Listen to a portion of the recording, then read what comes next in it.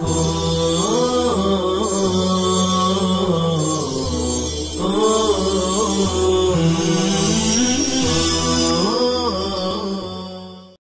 اللہ الرحمن الرحیم الحمد للہ رب العالمین الحمد للہ حمدا کثیرا طیبا مبارکا فی سبحان اللہ وبحمدہ سبحان اللہ العظیم فسبحان اللہ حین تمسون وحین تصبحون وَلَهُ الْحَمْدُ فِي السَّمَاوَاتِ وَالْأَرْضِ وَعَشِيًّا وَحِينَ تُظْهِرُونَ وصلی اللہ وسلم علی نبینا محمد وعلی آلہ واصحابہ وبارک وسلم تسلیما کثیرا کثیرا۔ بسم اللہ الرحمن الرحیم۔ باب الانجاس و تطہیرها، یہ باب نجاستوں اور ان کی تطہیر کے احکام کے بیان کے سلسلے میں ہیں۔ عزیز طلبہ کرام، صاحب کتاب نے اس سے پہلے نجاست حکمیہ کو بیان کیا ہے، اب یہاں سے نجاست حقیقیہ کو بیان کر رہے ہیں۔ دونوں کو یکے بعد دیگرے بیان کرنے کی وجہ تو یہی ہے کہ دونوں کا تعلق نجاست سے ہے، اور جس طرح نجاست حکمیہ سے طہارت حاصل کرنا ضروری ہے، اسی طرح نجاست حقیقیہ سے بھی طہارت حاصل کرنا ضروری ہے۔ تاہم نجاست حکمیہ کو نجاست حقیقیہ پر مقدم کرنے کی وجہ یہ ہے کہ نجاست حکمیہ نجاست حقیقیہ کے مقابلے میں اقویٰ ہے، اس لیے کہ اگر نجاست حقیقیہ 1 درہم سے کم ہو تو نماز درست ہو جاتی ہے، اس کے برخلاف نجاست حکمی اگر معمولی ہو تو وہ بھی جواز صلاۃ کے لیے مانع ہے۔ اس حوالے سے نجاست حکمی نجاست حقیقی کے مقابلے میں اقویٰ ہے، اور اسی وجہ سے بیان اور ذکر میں اسے تقدم حاصل ہوا ہے۔ انجاس نجس کی جمع ہے، جس کے معنی ہے گندگی، نجاست۔ تطہیر النجاست واجب من بدن المصلی وثوبه والمكان الذي يصلي عليه لقوله تعالى وثيابك فطهر، وقال عليه الصلاة والسلام حطيه ثم قرصيه ثم اغسليه بالماء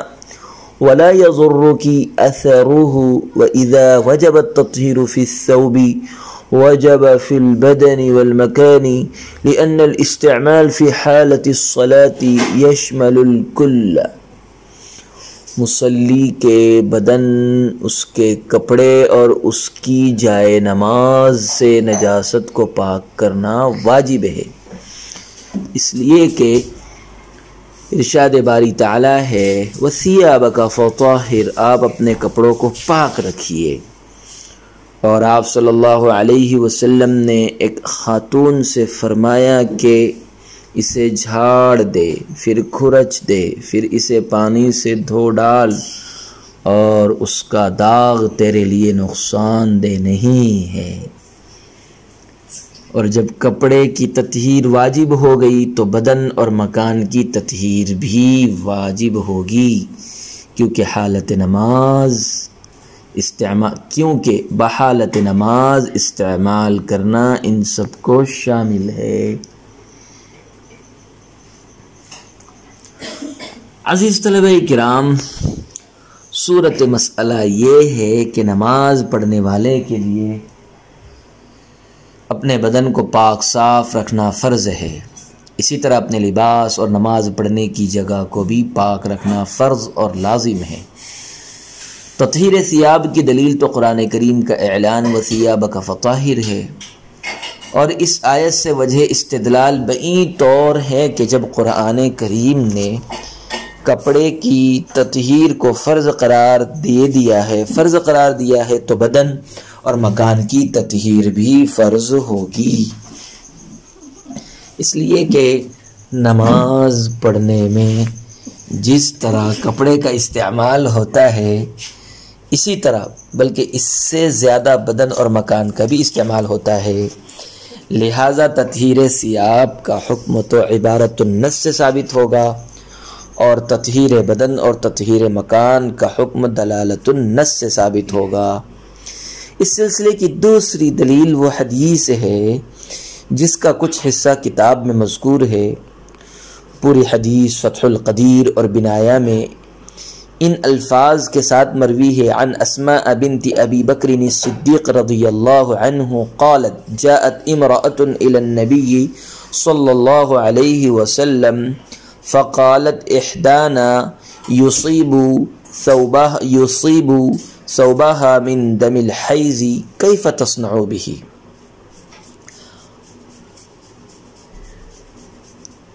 قال حطيه ثم قرصيه بالماء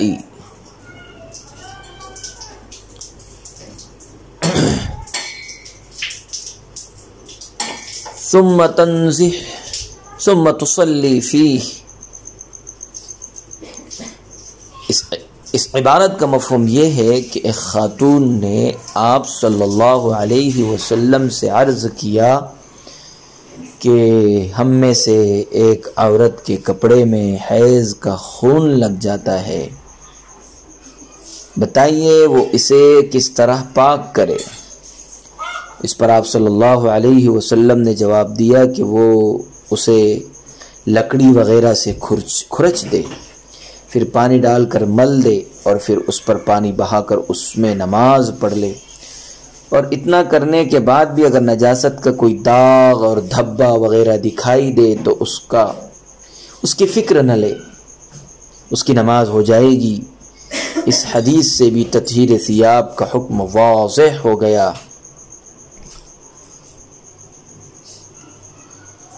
وَيَجُوزُ تَطْهِيرُهَا بِالْمَاءِ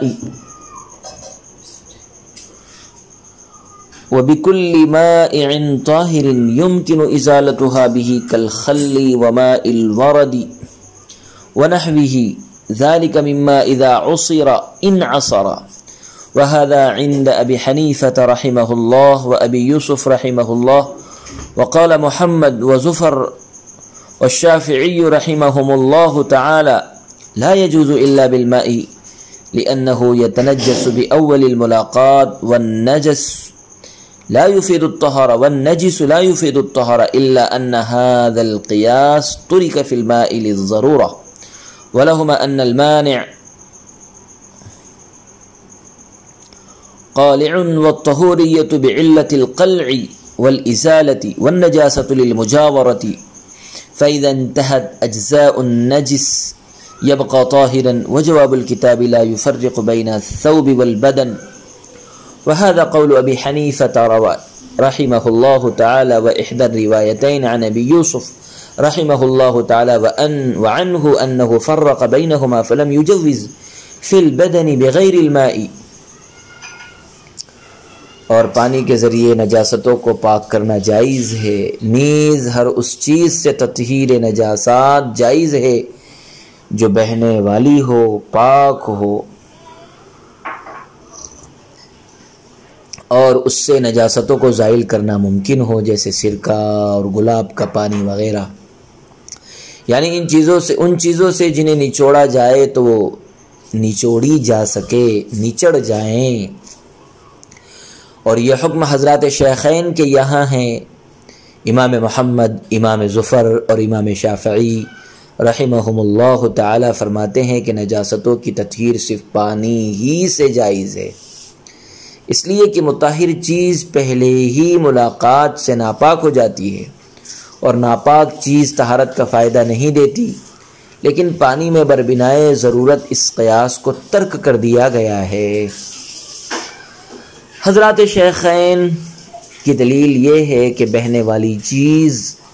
نجاست کو اکھاڑ پھینکتی ہے، اور وصف طہوریت اکھاڑ پھینکنے اور زائل کرنے ہی کی بنیاد پر ہے،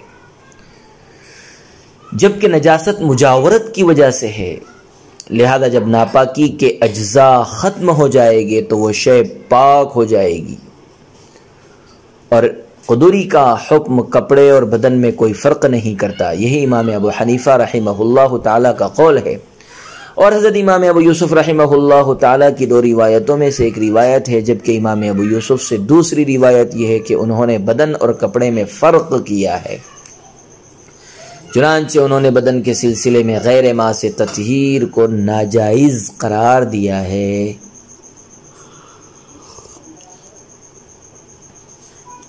مزیل نجاست چیزوں کا بیان۔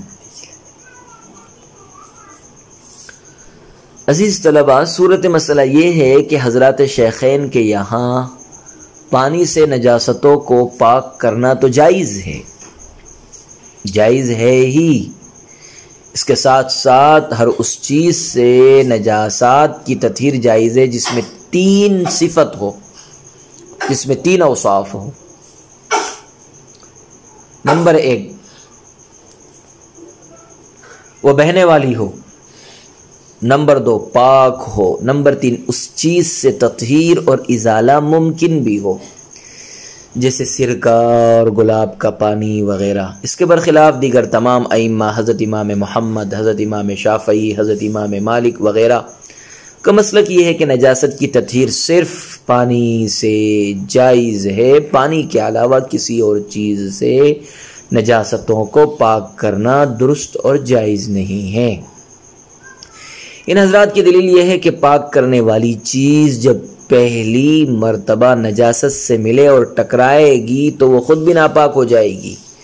کیونکہ اس میں نجاست کے تمام اجزاء گھل مل جائیں گے، اور ظاہر ہے کہ جو چیز خود بھی ناپاک ہو وہ دوسری چیزوں کو کیسے پاک کر سکتی ہے۔ اس لیے عقل اور قیاس کا تقاضا تو یہ تھا کہ پانی سے بھی نجاسات کی تطہیر ممکن نہ ہو، مگر اس کے علاوہ چونکہ کوئی چارہ کار نہیں ہے، اس لیے خلاف قیاس پانی کو مطہر اور مزیل نجاست مان لیا گیا،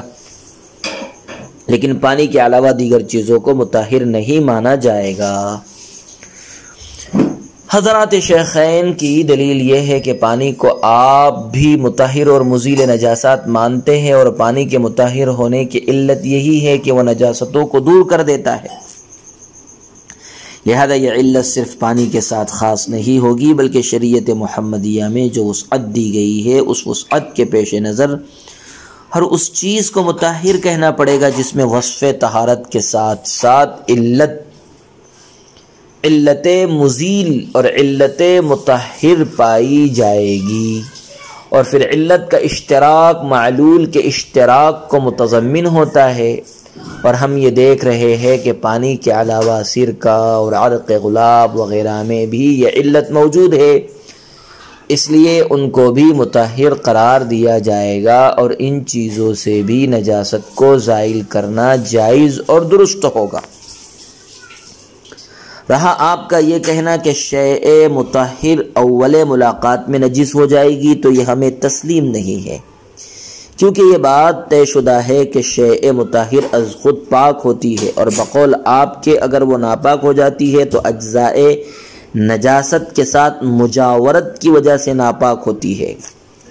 لیکن یہ بھی تو دیکھیے کہ اس شیء مطہر کے ساتھ نجاست کے اجزاء بھی تو بہہ کر گر جاتے ہیں، اور جب نجاست کے اجزاء گر جائیں گے تو جس چیز کو پاک کیا جا رہا تھا وہ لا محالہ پاک ہو جائے گی، اور یہی مقصود ہے۔ لہذا جب پانی کے علاوہ دیگر مائعات بہنے والی چیزوں سے بھی یہ مقصود حاصل ہو جا رہا ہے تو انہیں بھی مطہر اور مزیل نجاست قرار دیا جائے گا، اور جس ضرورت کی وجہ سے پانی کو مطہر قرار دیا گیا ہے اسی ضرورت کی وجہ سے پاک مائع کو بھی مطہر قرار دیا جائے گا، کیونکہ ہمہ وقت انسان نہ تو پانی پر قادر ہوتا ہے اور نہ ہی پانی کا مشکیزہ ساتھ لے کر چلتا ہے۔ وہ جواب الکتابی صاحب ہدایہ فرماتے ہیں کہ قدوری میں یہ جو حکم مذکور ہے وَيَجُوزُ تَطْهِيرُهَا بِالْمَاءِ وَبِكُلِّ مَائِعٍ، اس سے کپڑے اور بدن کی نجاستوں کے پاک کرنے میں کوئی فرق سمجھ میں نہیں آتا، بلکہ جس طرح کپڑے وغیرہ کی نجاست کو ماء یعنی پانی اور مائع یعنی بہنے والی چیز سے پاک کرنا جائز ہے، اسی طرح بدن کی نجاست کو بھی دونوں سے پاک کرنا جائز ہے۔ یہی امام صاحب کا قول ہے، یہی امام ابو یوسف کی ایک روایت ہے، اور یہی صحیح بھی ہے۔ البتہ امام ابو یوسف رحمۃ اللہ علیہ سے دوسری روایت یہ ہے، بدن اور کپڑوں کی نجاستوں کے طریقے تطہیر میں فرق ہے، چنانچہ کپڑے کو تو پانی اور بہنے والی مائع دونوں سے پاک کر سکتے ہیں، لیکن بدن کو صرف پانی ہی سے پاک کر سکتے ہیں،